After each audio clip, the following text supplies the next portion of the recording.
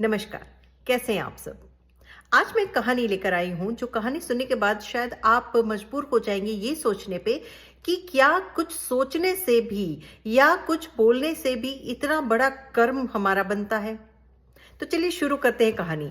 एक व्यक्ति होता है जो बहुत भला होता है, सबकी मदद करता है, जब जिसको जरूरत पड़े उसकी हेल्प कर देता है, कभी किसी को परेशान नहीं करता है, अपने में रहता है। और थोड़े टाइम बाद जब उसकी डेथ हो जाती है, उसकी जब एज होती है डेथ की, तो वो उसकी डेथ हो जाती है।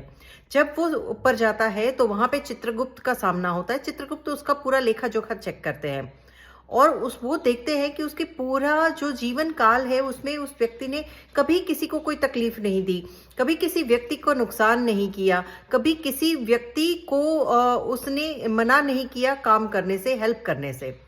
पर फिर भी जब उसका ग्रैंड टोटल देखते हैं तो उसमें आता है नर्क। वो सोचते हैं कि ऐसा कैसे हो सकता है। वो 3-4 बार रेफर करते देखते, फिर भी वही बार बार आ रहा था कि उसको नर्क में जाना है। उनकी समझ में नहीं आता है। वो पहुंच जाते हैं यमराज जी के पास और उनको सारी बात बताते हैं कि भाई ऐसा हो रहा है, क्या करा जाए। यमराज जी भी सोचते हैं, देखते हैं, पर उनको भी समझ में नहीं आता। फिर वो कहते हैं एक काम करते हैं, हम इन सारी चीजों का जो सबसे ज्यादा ज्ञात है जिनको, और जो सबसे ज्यादा ज्ञान रखते हैं, ऐसे मेरे छोटे भाई जो शनि देव है उनके पास चलते हैं, क्योंकि वही है जो हमें अपने जीवन काल के दौरान अपने कर्मों का फल देते हैं। तो चलो अब जाकर देखते हैं। तो पूछते हैं जाके उनसे कि शनिदेव ऐसा क्यों हुआ। शनिदेव देखते हैं और मुस्कुराते हैं। तो चित्रगुप्त कहते हैं ऐसा क्या है, क्या आप मुस्कुरा रहे हैं, हमें कुछ बता नहीं रहे। कहते कोई बात नहीं, आप एक काम करिए, उनको एक बार स्वर्ग में ले जाइए थोड़े टाइम के लिए और फिर मेरे पास आइएगा।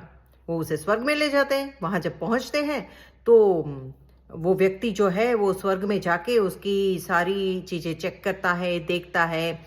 और फिर ना वो कल्प वृक्ष उनके सामने आता है, तो वो देख के ना क्रिटिसाइज करता है। ये कल्प वृक्ष क्या यार, ये क्या है, देख सीधा साधा पेड़ ही तो है, नॉर्मल सा, क्या हो गया। यही चीज तुम किसी भगवान से मांग लोगे तो भी दे देंगे, इसमें इतना बड़ा पेड़ की क्या मतलब है, क्या जरूरत है खाओ खा कल्प वृक्ष। फिर कहते हैं ठीक है, चित्रगुप्त तो देखते हैं। थोड़ा दूर जाते हैं तो पहुंच जाते हैं इंद्र के दरबार में, जहां पे सारी अप्सराएं डांस कर रही होती है। तो वो देख के कहता है इसमें क्या, इससे तो अच्छी डांस हमारे पृथ्वी पे हीरोइन अभी करती है, इसमें कोई खास बात है नहीं, क्या रंबा क्या मेनका, ये सब बेकार है। इससे भी सुंदर सुंदर मिस वर्ल्ड मिस यूनिवर्स हमारी पृथ्वी पे होती है, हमने देखी है, कोई खास इसमें कुछ है नहीं, क्या अप्सरा बना दिया इनको। वो हर एक छोटी छोटी चीज में ना नुस्ख निकालता है, हर एक व्यक्ति की वो गलती निकालना लगता है। ये सब जब देखते हैं तो चित्रगुप्त आते हैं भागे हुए शनिदेव के पास कि भगवान शनिदेव, मैं समझ गया आप क्या कहना चाह रहे थे। तो शनिदेव कहते हैं अब आपकी समझ में आया कि उस व्यक्ति को किसी का नुकसान ना करने के बावजूद भी नर्क क्यों मिल रहा है, क्योंकि वो व्यक्ति हर एक व्यक्ति में, हर एक चीज में सिर्फ गलतियां ढूंढता था। जी हाँ, जब हम किसी की गलतियां ढूंढते हैं, किसी व्यक्ति की गलतियां ढूंढते हैं या किसी भी चीज में गलतियां देखते हैं, तो हमारे अंदर एक नेगेटिविटी जो है वो पैदा होती है, और वो नेगेटिविटी जो है वो हमेशा ही हमारे नेगेटिव कर्मों में मानी जाती है। अच्छा बुरा सबके अंदर होता है। किसी इंसान के अंदर 100 गलतियां होंगी, 100 बुराइयां होंगी, लेकिन फिर भी ऐसा कभी नहीं हो सकता कि उस इंसान के अंदर कोई एक अच्छी बात ना हो। जी हाँ, भगवान गुरु दत्तात्रेय, उनका नाम सबने सुना होगा।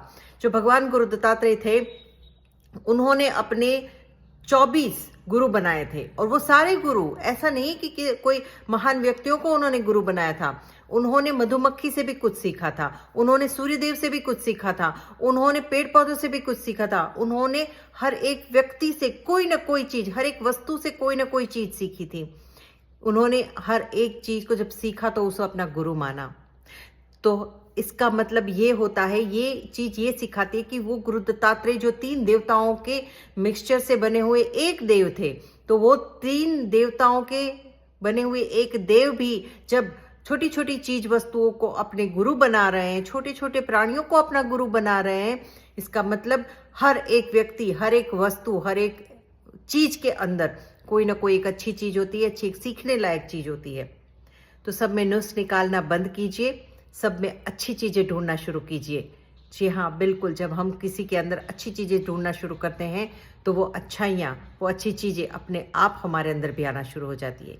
कैसी लगी मेरी कहानी मुझे जरूर बताइएगा। नेक्स्ट कहानी लेके बहुत जल्दी आऊंगी।